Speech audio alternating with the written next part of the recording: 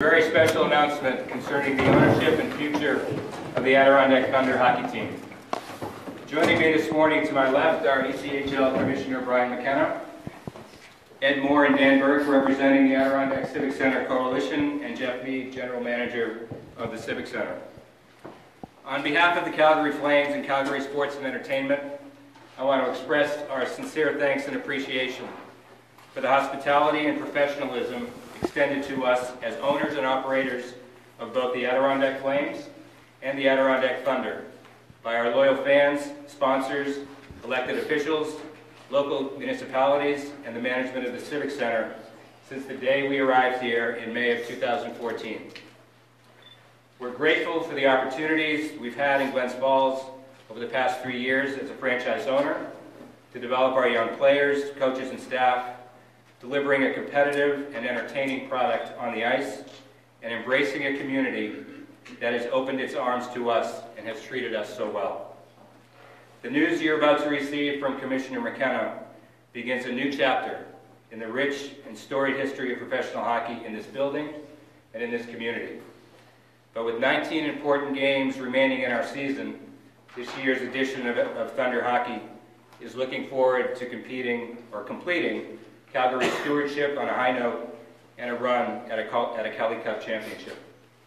With that, please welcome the Commissioner of the ECHL, Brian McKenna.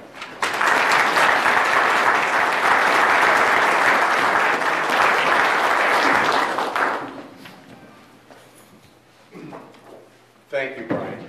And it's my pleasure to be here today. And by a unanimous vote of the Board of Governors of the ECHL at our meeting last week, would like to officially welcome the Adirondack Civic Coalition as the new owners of the Adirondack Thunder.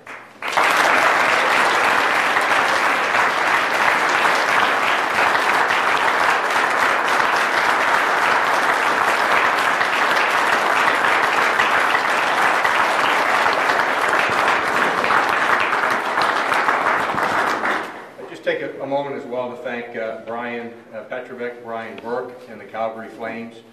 They made a commitment to bring American Hockey League here several years ago when the move was made to have a Western Division created in the American Hockey League. They also made a commitment to keep hockey here as well by purchasing their ECHL team in Stockton, moving it here, and the culmination of the negotiations today to make sure that that membership in the ECHL stays here for the very long term. Would not have happened without the cooperation of the Calgary Flames. So again, we certainly want to recognize that. I'd like to thank the Coalition as well over the past several years for their work at the Civic Center. Certainly the facility looks much different today than it did several years ago. The improvements in lighting, the scoreboard, the dressing room, and the other ongoing improvements and renovations to the facility have certainly made a huge difference and make it a terrific facility for us moving forward. We have 4 other teams in our league where the team and the building are actually owned by the same group, and I can tell you it certainly is an advantage.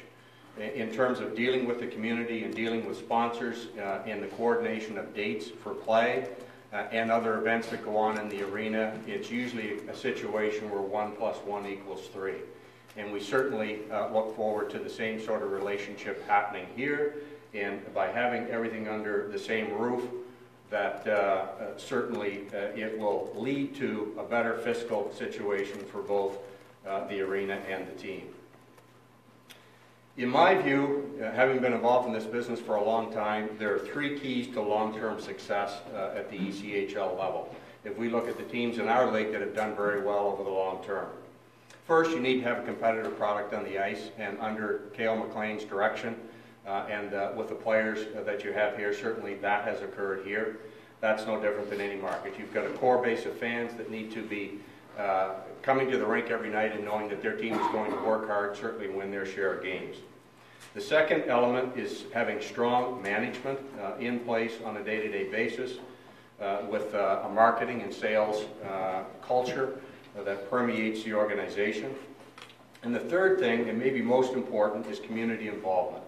And that's involvement by the team in all parts of the community, from the Chamber of Commerce, other service clubs, charitable organizations, and certainly with our business being involved with youth hockey as well, and making sure we do our part to try to grow the game at the grassroots level. And I think lastly, being involved as well with charities in the community and giving back. Certainly, we are small businesses. All the teams in our league, a few $1 million a year in revenues, and probably on a year-round basis employ 12 to 15 people. During the season, that increases to 40 or 50, as well as many part-time jobs as well. So there is that economic factor. But on an ongoing basis, we're small businesses, much like any other industry within the community as well. But being a small business, we have a very high profile because we're in the entertainment business. And I think what that allows us to do is be a conduit in the community for other groups, other organizations, whether it's businesses that want to advertise with the team and have their product or their service displayed in front of thousands of people on 30 or 40 nights a year.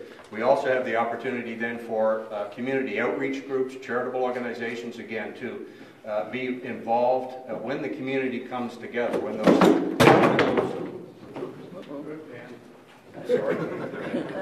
when those people come to the building several times a month, you're able to get your message out as well. And again, I think that's very important as well. So the team becomes a conduit, gives back, and is part of the community. Which brings us to our main point here today. All of that is made, I think, much more possible given the fact that we now have local owners. I've been very impressed with Ed Moore and his leadership, passion, Liz Mahoney, and Elizabeth Miller, the folks that we've met. I think with our Board of Governors last week, when Ed made his presentation, it became evident that there was a determination, that there was a passion with this group, and that they were in this for the right reasons. They were doing this for the community. They were doing it for not only the hockey community, but the general community, the general population. They want to be part of the fabric of this community and give back, and I think that's very, very important. So on that note, we very much look forward to working with you and your team, Ed, to making sure that Adirondack Thunder are very successful for the long term in the ECHL. Thank you very much, and I'd like to introduce Daniel Burke from the Coalition to come say a few words as well.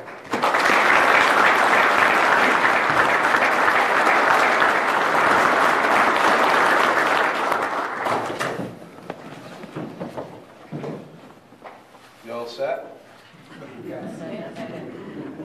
Terrorism even in the CHL. Anyways, hello, good morning everybody. Thanks for being here.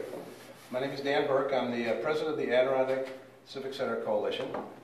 And let me begin by saying, on behalf of the board of the Adirondack Civic Center Coalition, the Adirondack Hockey Coalition Board of Managers, how pleased we are to announce that we have reached an agreement with the Calgary Flames and have reached the approval of the ECHL for us to purchase the Adirondack Thunder hockey team.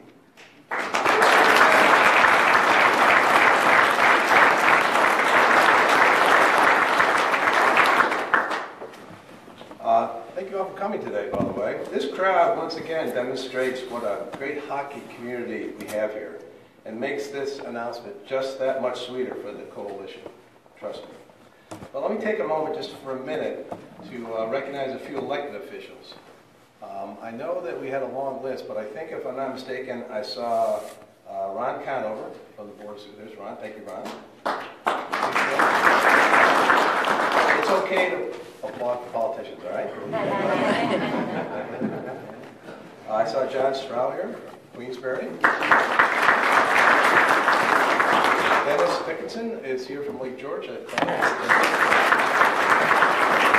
I saw Dan Hallgren around here too. Okay, all right. We won't announce that the mayor's not here. Unfortunately, official duties for our federal and state representatives have kept them away. But Congresswoman Elise Stefanik, Senator Betty Little, and Assemblyman Dan Steck all have sent us their best wishes. Senator Little's district representative Keith Shearer is here, I believe. Is Keith here? Thank you. Thank you. And I also just want to take a minute to recognize my fellow Adirondack Civic Center Coalition members and the hockey Coalition Board of Managers. So if you're standing, raise your hand. If you're sitting, please stand up. I'd like to give you a round of applause. The board of, come on, Paul, Fred, come on guys.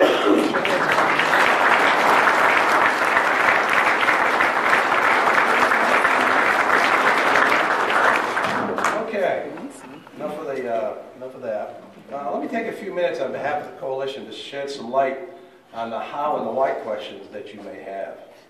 When the coalition started our journey over 2 years ago, we created a mission statement, and it reads as follows: to enhance the regional quality of life with a premier sports, entertainment, and community center.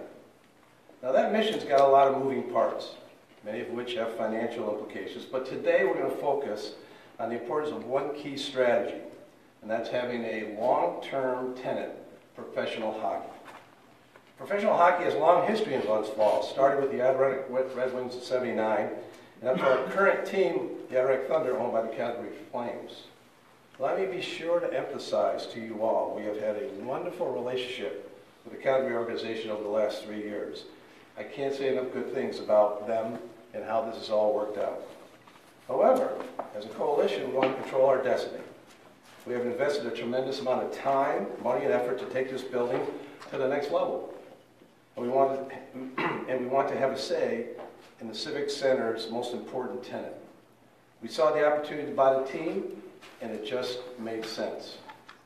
The Civic Center Coalition has created a separate limited liability corporation, an LLC, I'll use that term only a couple times, with a hockey management board to oversee the operations of the team.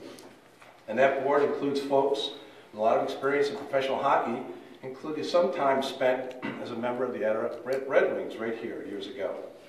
The press release that you will get today has the names of the board members. 2 of those members, Ed Moore and Elizabeth Mahoney, will be the governor and the alternate governor, respectively, on the board of the ECHL, representing our team and organization.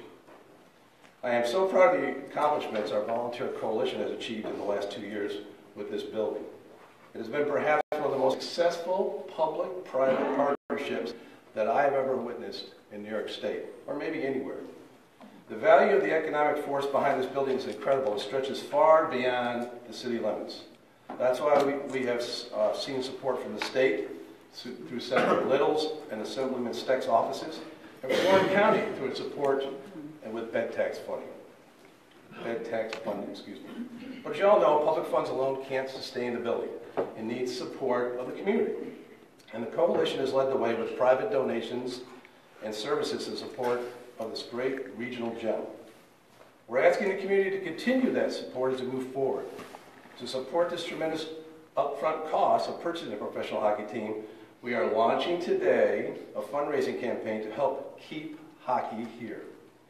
In fact, if you want to make a donation today, you can do it on the website. You can see one of our board members. As a matter of fact, you're not going to be allowed to leave the room without reaching your Only kidding on the last part. The region's economic vitality continues to improve every year, and we're confident we're able to fill the seats in this arena for the Thunder hockey and for other events throughout the course of the year. You know, in fact, the $10 million investment in the region from the state is another wonderful example of the bright future ahead for our region.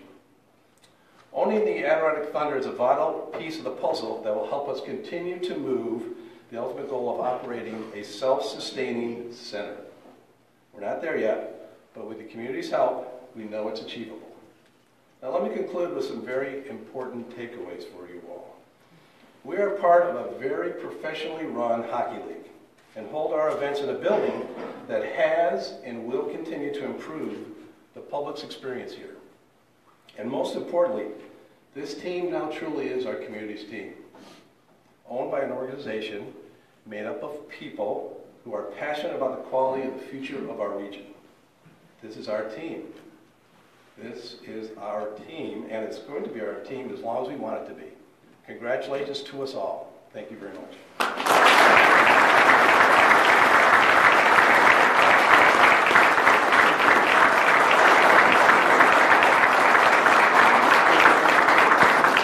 The floor is not open for questions, folks. Nice questions. Where did you guys come up with the money? That's a coalition question. We have, the board of the coalition came up with a down payment on their own pockets, exclusively. And so now it's time for us to go with the rest of the money. Yes, sir. Yes, would you be looking in the future like the football game out and that has Green Bay. Green Bay?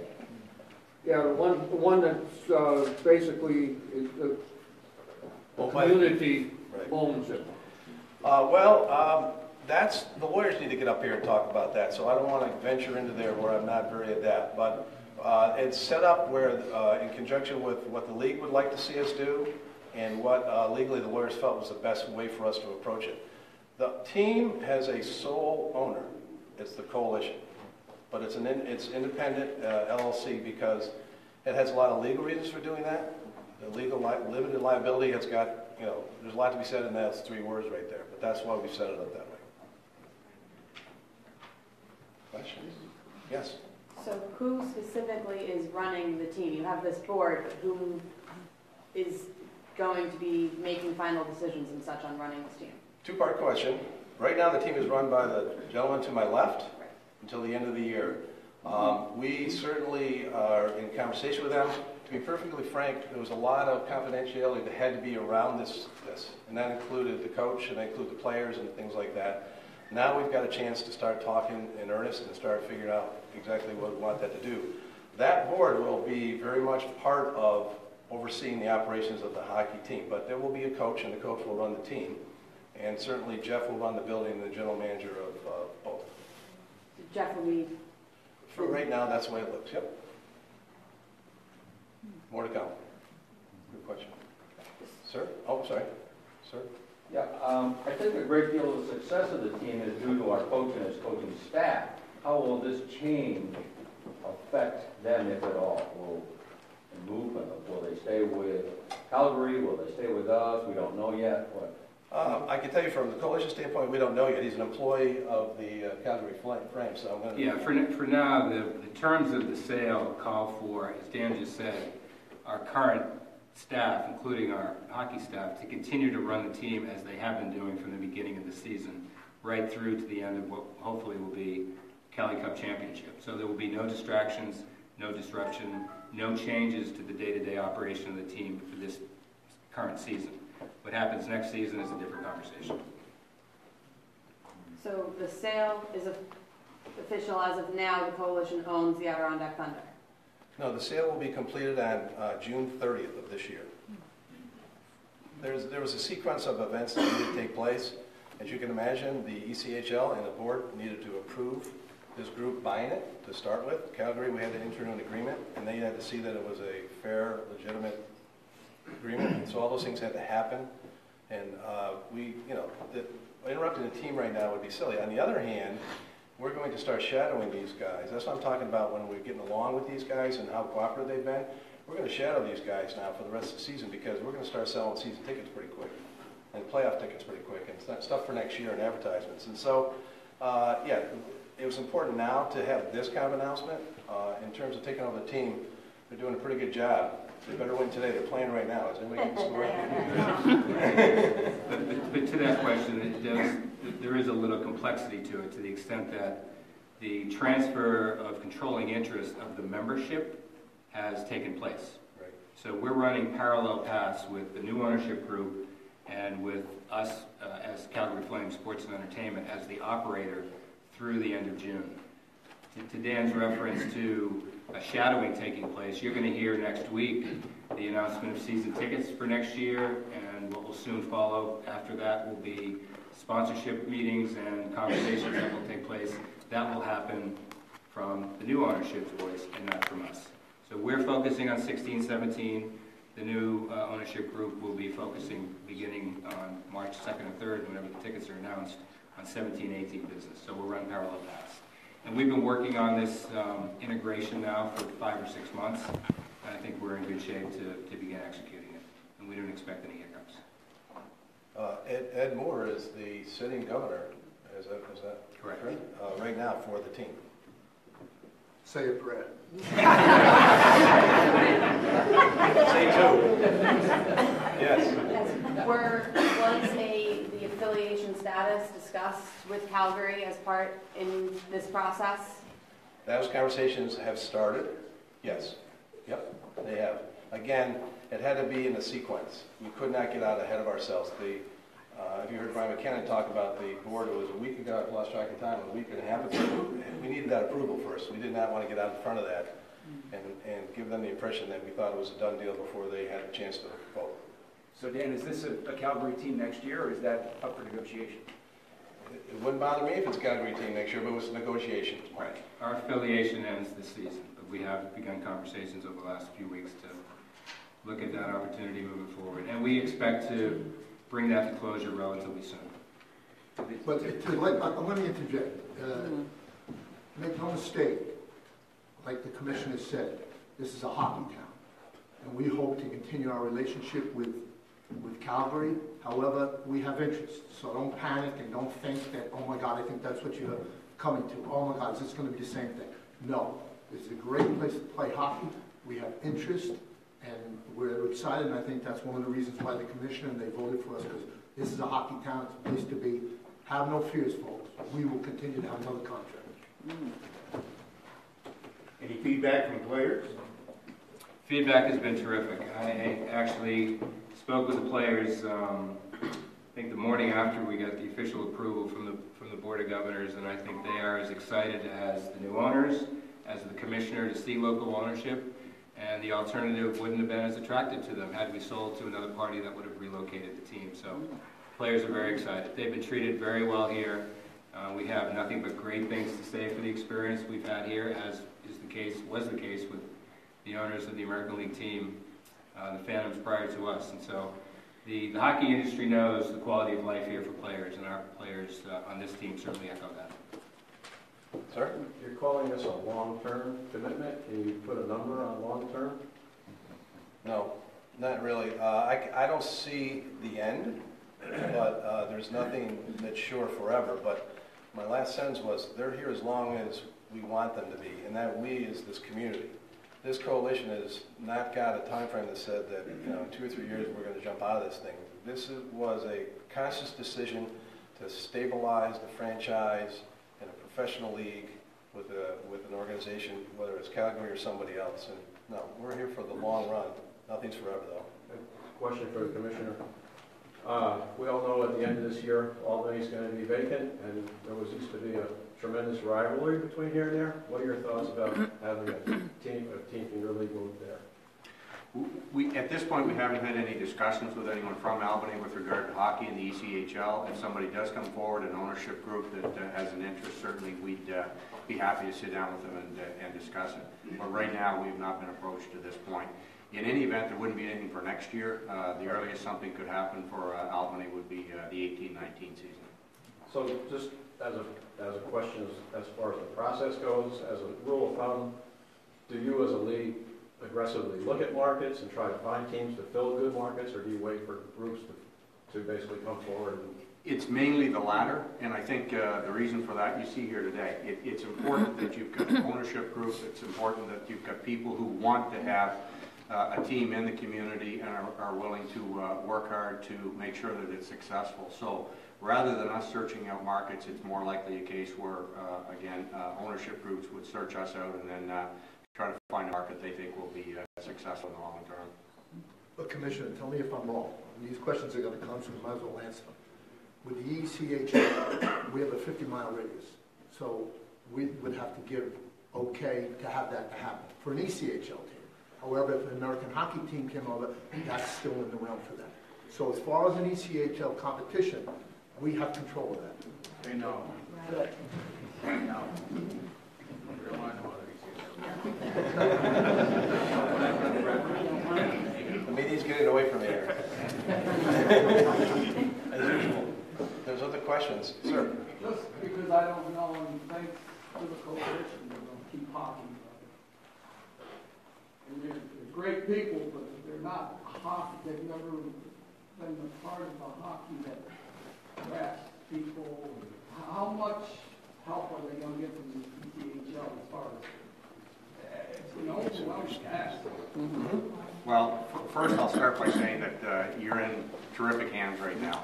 Cale McLean's not only a good hockey coach, but he's one of the best and finest young men you'll ever meet. And you're fortunate to have him here, and I'm sure he does the team proud in the community. The hockey end of it, believe it or not, is the easier part. I think there's a lot of folks out there who want to be in the business, coaches, general managers who want to be in the business. If you work hard, recruit hard, have good contacts, and have an affiliation, you'll be able to put a competitive team on the ice. The more difficult part across the league is making sure that you run a solid business and do that on an ongoing basis. So I don't think you need to have any concerns with regard to your current or future hockey operations. I think that will, the folks here and ownership, I'm sure, will make sure that you have a competitive team on the ice moving forward. Yes, ma'am. So if, Cale is still, or not if, we know Cale is still coach and president of hockey operations, so he does players and everything like usual, but is there somebody on the hockey board who has experience running a professional team of some sort? Businesses, yes, but is there somebody who has experience running a professional business, business? Has the press release been given to these guys yet? They're looking for Bill. Yeah. And on there is the list of the folks that are on the hockey board of managers. Claude Lozelle has been an assistant general manager at Toronto Maple Leafs. Murkowski and Jolly are both been connected with hockey. They still are connected to hockey. That's the hockey playing side. I'm talking about the business side. The running of a professional team business is different than finding the players to put on the ice. Absolutely is. We have looked at that through the folks on the coalition board. We've got attorneys, we've got bankers, we've got accountants, and we have picked those numbers apart dramatically. And part of what we needed to do was to put together a budget and a pro forma for the next 2 years. And Jeff has not run a professional hockey team, but he's run a building, and he's got experience in a lot of the operations that go with the sponsorships of the game operations and like that. We're probably, and Brian's got a very solid staff that we certainly want to talk to. We're not there yet. I don't want to mess up anybody's expectations. We just haven't been able to go there until today. So we've got folks that are here. I'm hoping that some of them would like to stay because we want to talk to them about those kind of things. So we're not going to take this over with no hockey people with no experience. And if I could add to that, kind of giving you a little bit more context as to how all this came about. When we first started having conversations with this group about buying a team, I think rightfully so, there was a concern about having never been in this business. As time went on, and in particular the conversations I had directly with Ed, it became clear to the new owners that they're in the live entertainment business. And the way I kept constantly reminding Ed, and of course Jeff and Dan and others, that it's not so much about the fact that you've got a hockey franchise or a team to run. You're going to get 36 more live events. And so there's really not major distinctions between selling a high school basketball tournament or a family show or a concert. And you've got a staff here in leadership with the coalition and with Jeff that know how to do that, well. So I don't think you should, as a member of the media or any of you that are here today supporting the new ownership, you shouldn't have any concerns about their ability to run the business or the hockey end. When it comes down to making the hockey decision, all these folks involved with the coalition know how to hire good people. And they're going to find, if it's not Cale McLean, as Brian's indicated, there are a lot of good quality hockey people in the industry that would love to have an opportunity to work here. So I would take that concern and put it on the back burner, and as the seller, we are confident that we're lateraling over this membership to a group that's more than capable of running a hockey franchise.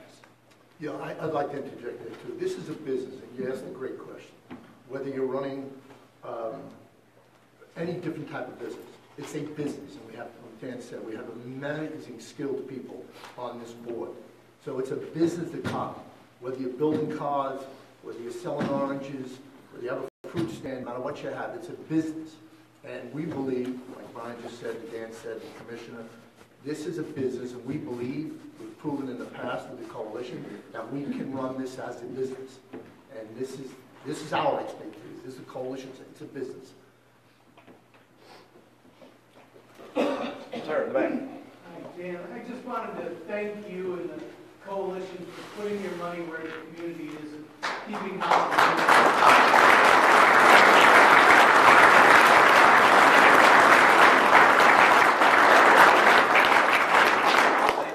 My name was in that sentence, but I'm a very small part of a large coalition and a lot of people that have supported this over time. And, you know, Jeff and his staff have been a huge part of the success of the building. So it's a lot of people can be thanked.